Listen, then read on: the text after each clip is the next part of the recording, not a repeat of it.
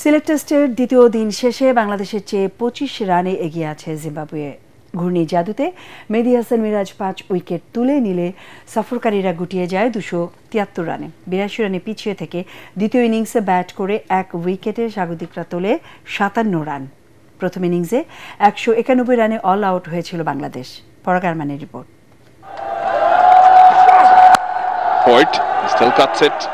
দ্বিতীয় দিনের লড়াইটা আর এক পেশে হলো না। জিম্বাবুয়ের ব্যাটারদের সঙ্গে লড়াই জমে উঠেছিল বাংলাদেশের বোলারদের। মেহেদী হাসান মিরাজের ফাইভারে সফরকারীদের গুটিয়ে দিয়ে শেষ বিকেলে ব্যাটিং করে সমান জবাব দেয় টাইগাররা।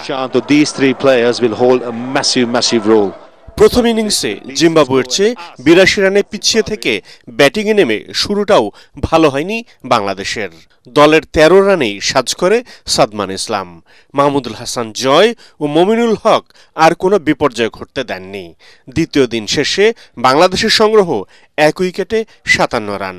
তখন অবশ্য ২৫ রানে পিছিয়ে লাল সবুজের দল। Boundary ends the over as well. 33 for 1 Bangladesh. ম্যাচে ফিরতে হলে দিনের শুরুতেই ভালো করতে হতো টাইগারদের। প্রথম সেশনেই জিম্বাবুয়ের ৪ উইকেট তুলে নিয়ে সেটাই করেন নাহিদ রানা, হাসান মাহমুদরা। ৪ উইকেটের ৩টি নেন নাহিদ, আর একটি গেছে হাসান মাহমুদের পকেটে।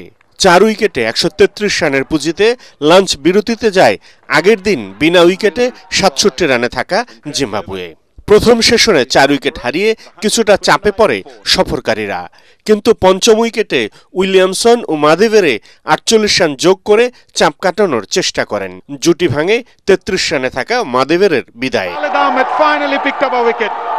৫৯ রানে থাকা শন উইলিয়ামসকে সাজ করে পাঠিয়ে টাইগার শিবিরে স্বস্তি আনেন মেহেদী হাসান মিরাজ। ৬ উইকেটে ২১৩ রানের পুঁজিতে দ্বিতীয় সেশন শেষ করে জিম্বাবুয়ে।